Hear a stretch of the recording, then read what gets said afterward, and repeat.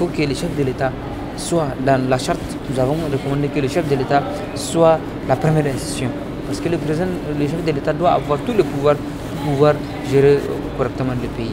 Nous avons aussi recommandé à ce qu'il y ait un conseil national de transition et un gouvernement et que ces organes puissent conduire l'avenir de notre pays. Nous avons aussi recommandé qu'il y ait une transition de 5 ans et 5 membres renouvelables s'il y a lieu.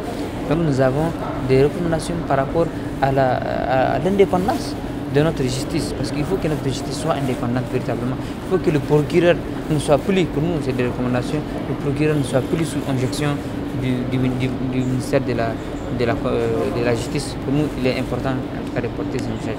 Il y a aussi des questions spécifiques à nos organisations. Aujourd'hui nous avons besoin qu'il y ait un fonds dédié à l'emploi et à l'entrepreneuriat des jeunes. Vous savez, notre préoccupation aussi au Niger, c'est l'emploi des jeunes. Si on règle ces problèmes de l'emploi des jeunes, aucun jeune ne peut être embrigadé, ne peut être utilisé. Heureusement que d'ailleurs, notre jeunesse est assez résiliente. La sécurité, par exemple, ma sous-commission qui est une paix, sécurité, cohésion sociale et, comment dirais-je, censure.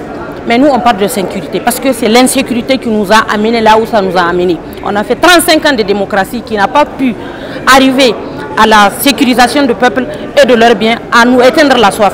Mais par la grâce de Dieu, nous nous sommes retrouvés aujourd'hui en face de ces militaires qui nous ont arraché notre souveraineté aux mains de l'impérialiste qui s'est caché d'une manière ou d'une autre.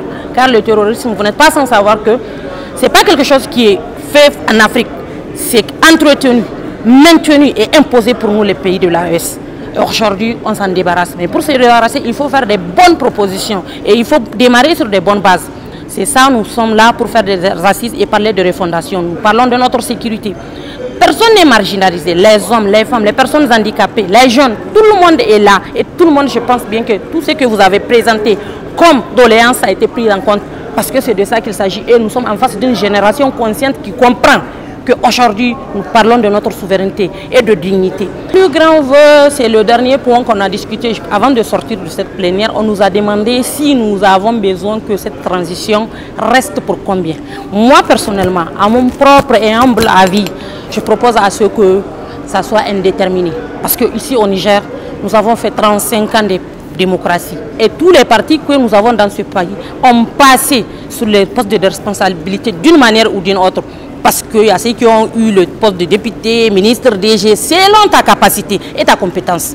Mais on a vu leurs limites, on a vu comment ils nous ont gérés. Donc, je n'ai pas besoin de retourner à la case départ.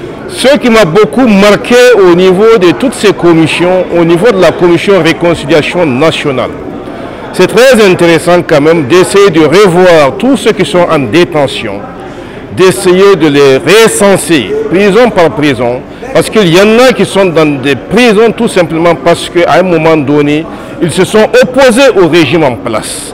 Et ces personnes-là étaient devenues des victimes du régime à cette époque et elles sont parties en prison. Nous souhaitons, nous sollicitons vivement leur libération. Deuxièmement, au niveau de la justice aussi, nous souhaitons vraiment que tous ceux qui ont mis ce pays-là dans une situation extrêmement difficile et délicate, que ces personnes-là répondent devant la justice. Nous voulons aussi que tous ceux qui ont mis ce pays-là dans une situation extrêmement difficile et délicate, qu'ils répondent de leur forfait devant les juridictions compétentes. En fait, ce sont nos assises, nos grandes attentes, surtout la réconciliation nationale, la justice. Un épanouissement, une opportunité pour la jeunesse, parce que les jeunes attendent beaucoup de nous à la sortie de ces assises. Je peux vous dire que toutes les doléances qui ont été prises en compte sont vraiment uniques pour le Niger.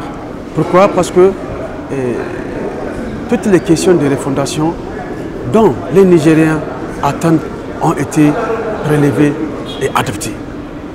Donc, pour cela, pour ma part, la commission paix et sécurité que moi j'ai été, donc